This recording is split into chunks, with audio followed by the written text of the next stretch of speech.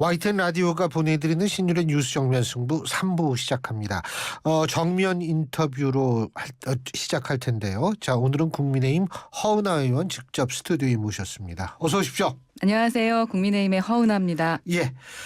아유, 오늘 진짜 엄청 더워요. 네, 정말 덥더라고요. 이게 날씨도 지난주까지는 추웠는데 날씨도 좀 어수선해요.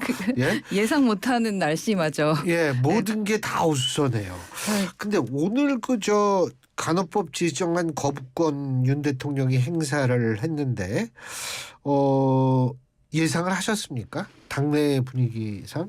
네, 거부권 행사가 불가피할 것이다라는 예상을 했었습니다. 근데 이게 두 번째 거부권 행사이기 때문에 양국법에 이어서 두 번째죠. 그래서 부담이 좀 있었던 것 같고, 그래서 대통령실에서 광범위한 의견 수렴 과정을 거치기는 한 것 같습니다. 그럼에도 불구하고 뭐 신중을 기한 끝에 이런 결과를 좀 낸 것이 아닌가 하는 생각이 드는데, 그럼에도 불구하고 국민들께서는 조금 우려하는 바는 있는 것 같습니다. 그렇죠. 근데 이제 중요한 거는 이게 좀 후폭풍이 이게 굉장히 거셀 수밖에 없는 상황이 아닌가. 지금 간호사 선생님들은 준법 투쟁을 하겠다 이거거든요. 그러니까 준법 투쟁이라 하면 그러니까 이 법적으로 간호사 업무에만 규정된 걸 딱 그것만 하겠다. 왜냐하면 지금 대형 병원 같은 데에서 전문 간호사 선생님 같은 경우에는 실제적으로 이 상당히 중요한 역할을 하는데 이제 그런 것들도 딱 간호사 역할만 하겠다 이런 상황이고 좀 그런 것 같아요. 그래서 이 후폭풍도 잘 극복을 하는 것이 또 윤석열 정권의 중요한 시험대가 되지 않을까 이런 생각이 드는데요. 네, 그렇습니다. 우선 간혹의 반발은 사실 안타깝게 생각을 합니다. 그리고 그분들도 그럴 수밖에 없을 것이다라고 이해를 하고요. 다만 이게 간호사분들뿐만 아니라 또 다른 간호조무사라던가 요양보호사 예. 그리고 또 의사 전반적으로 이렇게 좀 약간 갈라치기 된 느낌이 드는 그런 법안이라서 그게 좀 안타깝다라는 생각이고요. 이게 끝이 아니라 기본적으로 현장 인력과 전문가의 목소리 더 청취해서 아마도 간호사분들께서는 이 법안이 통과가 되지 않는 부분에 대한 우려를 제일 많이 하시는 것 같거든요. 근데 조금 더 이 법안에 대한 타협점들을 찾아서 다시 좀 제정하고 법안을 좀 통과시킬 수 있도록 노력하는 것이 필요하지 않을까 하는 생각입니다. 저희 YTN 라디오가 지금 유튜브 설문조사, 이건 여론조사가 아닙니다. 과학적인 근거가 있는 건 아닌데 지금 현재까지는 6천여 분이 참여하셨는데 대부분 거부권 행사를 하지 말아야 한다는 의견이 좀 많은 것 같습니다. 자, 그리고 또 하나는 뭐냐면 지금 태영호 전 최고위원회 후임을 선출하기 위한 절차에 돌입을 했는데 우리 허은하 의원님께서는 최고위원 선거에 이게 나가지 않겠다. 선거는 선거죠. 추대가 아니죠. 그럼요. 예. 선거죠. 네, 선거입니다. 혼자 나오면 어떻게 해요, 근데? 혼자 나오시면 아마 그분 또 찬반 찬반 투표라나요? 투표가 되겠죠. 근데 왜 이번에 생각이 없으셨던 거예요? 고민이 없었다라고 하면은 거짓말일 테고요. 네. 고민은 했습니다만 제가 출마하냐 마냐의 문제는 아니다라고 저는 생각을 했습니다. 이게 예. 현재 시점에서 우리 국민의힘에게 중요한 것은 어떤 일방주의적인 당정 일체론, 이 부분에 대한 것을 끝내냐 마느냐, 그것이 더 중요하다라고 저는 생각을 하고 있습니다. 기존의 전당대회 때도 제가 100%를 반대했었고, 그렇죠. 예, 그리고 낙하산 공천은 안 된다라는 말씀, 그러니까 권력에 의해서 낙하산 공천하는 것을 없애야 된다, 이런 말씀들을 드렸는데요.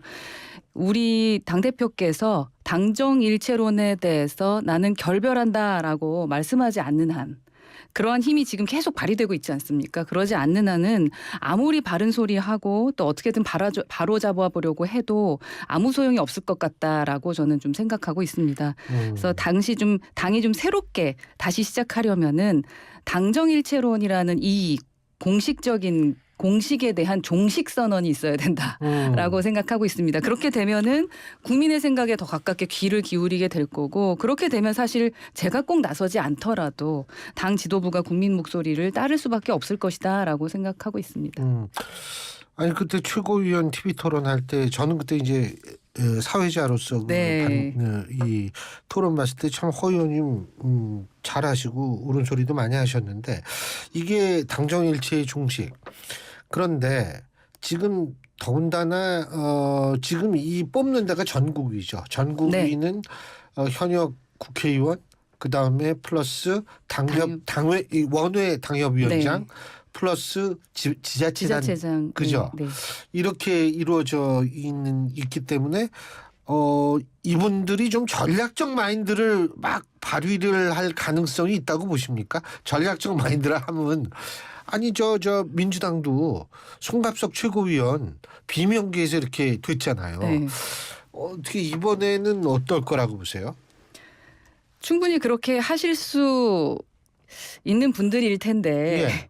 근데 지금 이미 뭐 단수 공천 얘기도 단수 후보에 대한 얘기도 나오고 여러 가지로 글쎄 전략적으로 하기 힘든 상황이지 않을까 하는 생각은 듭니다. 눈치를 보게 될 거거든요. 그렇기 때문에 당정일체론에 대해서 난 결별한다라는 말씀을 하신다면 그 다음에는 조금 더 전략적으로 되지 않으실까 하는 생각인 겁니다. 네. 지금 말씀하신 분들이 모두 다 공천이 중요하다고 생각하시는 분들이시잖아요. 그렇죠. 다 그렇게 생각하죠. 예. 뭐 지금. 눈치 안 볼 수가 없죠.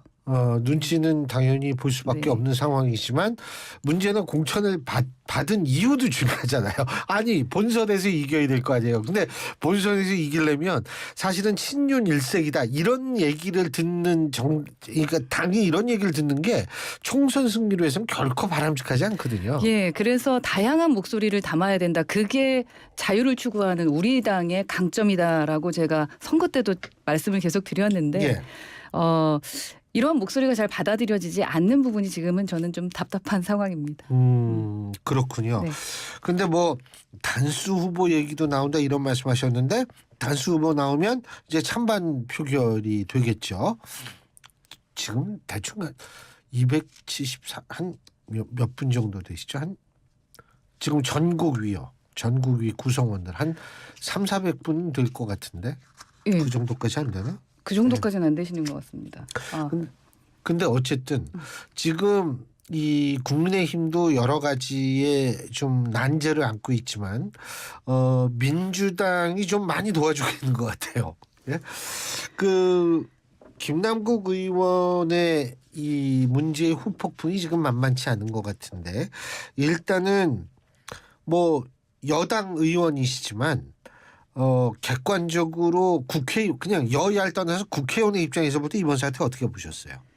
지금 국회 자체의 명예를 실추시킨 상황인 거고 국회의원이 가장 저희가 해야 될 일은 입법권인데 예. 그 입법 기관으로서의 진짜 망신살이 예. 망신살을 주신 분이지 않습니까? 그런데 지금 대단한 결심하신 것처럼 뭐 탈당하는 위장 쇼도 하시면서 또 민주당도 그 탈당을 반가워하는 것 같다라는 모습을 보면서 참 앞이 캄캄하다라는 생각이 좀 듭니다. 그러니까 이게 당의 진상조사도 좀 유야무야 되고 있고 그러면서 의원직은 유지할 수 있고 오히려 정치적 탄압을 받는 것처럼 지금 하고 계시잖아요. 예. 이런 게 일석삼조되는 어떤 신의 한 수라고 생각하신다. 이런 문화가 사라져야 되는데 지금 윗분이 하는 걸 보면서 이렇게 하고 계신 건지 아니면 당대표가 워낙에 그렇게 하고 계신 걸 보면서 자신감을 갖고 김남국 의원이 저럴까 하는 모습을 봅니다. 이거는 더불어민주당만의 문제가 아니라고 생각합니다. 예. 지금 국회 자체를 정말로 흔들어 놓을 수도 있는 부분이라고 생각해서요. 더불어민주당이 심각하게 생각하셔야 될 부분이다. 확실하게 마무리를 하셔야 될 것 같다라는 생각은 듭니다. 근데 이제 의원 생활 하시면서 뭐 그냥 개인적으로 사실 코인 투자라는 게 이게 불법이 아니잖아요. 근데 혹시 뭐 주요 의원들 중에서도 투자한다는 얘기 좀 들어보신 적 있으세요?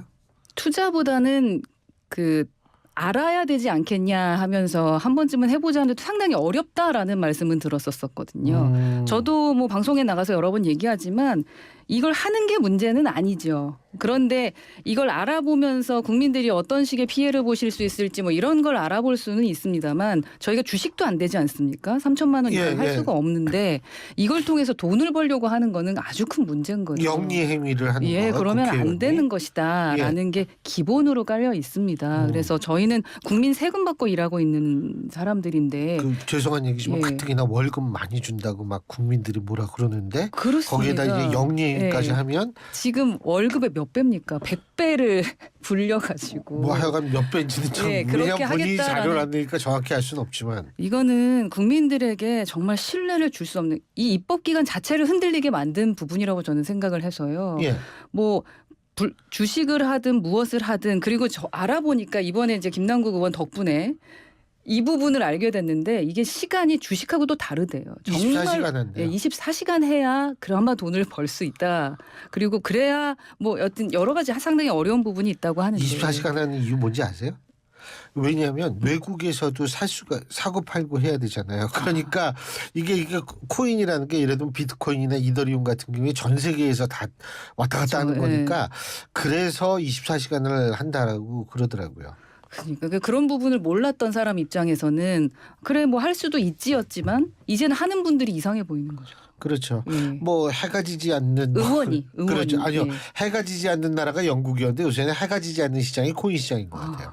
24시간 돌아간다고 그러더라고요. 그런데 어쨌든 전수조사가 필요하다고 보세요? 저는 지금 빨리 하는 것은 필요하다고 생각을 합니다. 빨리 하는 거예요. 예. 이유는요? 빨리 해야지 문제가 있는 부분을 도려낼 수 있다고 생각합니다. 지금 예. 민주당에서는 입법을 하겠다라고 예. 하는데 그 입법하는 그 동안에 그러면 김남국 의원이 김남국 이제 뭐 들통이 났으니까 문제가 안 되는 것인가 뭐 이런 생각도 들고 또 다른 분들이 어떻게 하고 있는지 알 수 없는 거 아니겠습니까? 예. 그렇기 때문에 우선 정말 어떠한 비리가 있는 부분이 있는지 없는지를 알려면 당당하게 그냥 전수조사 빨리 하는 게 좋지 않을까 하는 생각입니다. 그리고 사실 민주당은 지금 탈당한 상태에서 뭐 자료 요구하기도 힘드니까요. 어떻게 뭐 하기도 그게 민주당의 고민일 수도 있는 것 같은데. 근데 탈당하신 분들이 사실 민주당 활동을 안 하는 분들도 거의 없잖아요. 9분이신데. 민주당성 무소속이다 이 예, 말씀이시죠. 그렇죠. 예. 그리고 뭐 처음처럼 예. 기본적으로 그 당내 활동 갑자기 예, 소주 한잔 죄송합니다. 하자고 그러시는 줄 알았어요. 철험회라는 그 활동들을 계속 무소속 의원님들도 하셨거든요. 예. 그렇기 때문에 저분들이 진짜 민주당이 아닐까라는 말씀했고 그리고 모 의원님 같은 경우는 위장탈당이라는 말씀도 들었고 그래서 제가 옆에서 봤을 때 저분이 민주당이 아니라고 생각할 만한 분은 거의 없었습니다. 그래서 지금 분명히 생각을 제대로 하신다면 이게 정말 문제라고 생각한다면 제대로 조사하시고 문제점을 확실하게 도려낼 수 있도록 하는 것이 민주당이 살 길이다라고 생각하고 모 중진 의원이 민주당의 중진 의원이 저한테 물어보시기도 하시더라고요. 예, 의원 이거 진짜 그렇게 큰 문제라고 생각하냐 타당이지만 그래서 제가 아주 세게 말씀드렸죠. 그러고 다시 이제 국민의힘으로 넘어와서 네. 지금 태영호 의원은 어쨌든 최고위원직은 사퇴했으니까 이제 3개월 받았고요. 네. 그 다음에 이제 김재원 최고위원은 사퇴 안 하고 1년 받았고 어떻게 적절하다고 판단하세요? 저는 그 판결이라고 해야 돼. 그 결정. 예. 윤리위원회 그 결정에 대해서 뭐 동의하지 않습니다. 왜냐하면 윤리위원회는 윤리위원회여야 되는 것이지 뭔가 그 내가 공천위원회처럼 좀 판결했다, 결정했다라고 결과를 냈다라고 저는 생각을 하거든요. 이 사람이 정치적으로 우리가 원하는 방향대로 했느냐 안 했느냐에 따라서 결과가 달리 나왔지 않습니까? 그래서 한 사람의 정치 생명을 끊어놓을 수도 있고 희망을 가질 수 있도록 했다라는 겁니다. 저는 그 부분에 대해서 동의할 수가 없고 그리고 만약에 저희가 지금 윤리위에 가게 됐을 때는 5.18이라든가 4.3의 발언에 대한 것들도 있었는데 그럼 4.3 발언은 지금 발언했던 게 문제가 없고 5.18 발언했던 건 문제가 있다라고 얘기하는 그럼 그 기준점은 무엇이냐라고 했을 때 그 기준점을 저희는 말할 수가 없게 됐다라는 거죠. 그러니까 누구의 말을 권력자의 말을 잘 들으면 내가 살려주고 그렇지 않으면 네가 알아서 판단해라라고 하는 것이 윤리위원회의 어떤 기준점이 있어서였느냐. 그리고 독립기관으로서 정말 자율성 있게 판단한 것이냐라는 것에 대해서 의구심을 가질 수밖에 없다라고 저는 생각합니다. 당당하게 밖에서 얘기할 수가 없게 결과를 냈다라고 저는 생각합니다. 지금 권력자 뭐 이런 말씀도 하셨는데 어쨌든 윤 대통령이 앞으로 4년 남았거든요. 그러면 또 총선이 정권 심판 구도로 가느냐 거대 야당 심판 구도로 가느냐 이것도 윤 대통령의 지지율이 상당히 영향을 미칠 수밖에 없고 그러면 윤 대통령이 앞으로 어떻게 해야지 좀 그 지지율을 유지할 거라고 생각하십니까? 좀 더 물론 더 올라가야죠 지금보다. 예. 이번에 1주년이 되면서 많은 분들이 정말 좋은 말씀들 많이 해주셨다고 예. 생각을 합니다. 잘한 것은 잘했다라고 생각하시면 더 잘하시면 될 테고 지금 지적하는 부분들이 우선은 소통 부분이지 않겠습니까? 예. 그리고 지금 그 소통 왜 우리가 용산으로 왔느냐에 대한 부분을 한 번 더 생각해 보시면서 예. 우리 윤 대통령에 대해서 기대했던 그 기대점 을 어떻게 국민께 만족시켜 드릴 수 있을지에 대해서 고민하시고 더 많이 설명해 주시고 그리고 국민들이 오해하지 않도록 하시는데 집중을 하시는 것이 필요하다라고 저는 생각을 합니다. 예, 오해를 하지 않는다는 건 그러니까 본인의 뜻이 지금 잘 전달되지 않는다. 저는 예를 들어 지금 69시간 관련된 부분도 예. 처음에 시작은 예. 아마도 탄력 그러니까 유연한 예. 그 시간에 대해서 말씀을 하시고자 했었던 걸 겁니다. 그런데 그것에 대해서 전혀 다르게 판단하거나 충분히 오해할 만하게 국민들께 얘기했다고 생각을 하거든요. 예. 그리고 우리 그 5세 미만, 5세 이상 학생들에 대한 예전에 그 부분에 대한 것도 어떠한 내부에 정말로 검토를 하고 나서 저렇게 발언을 한 것일까라는 오해가 있었었다.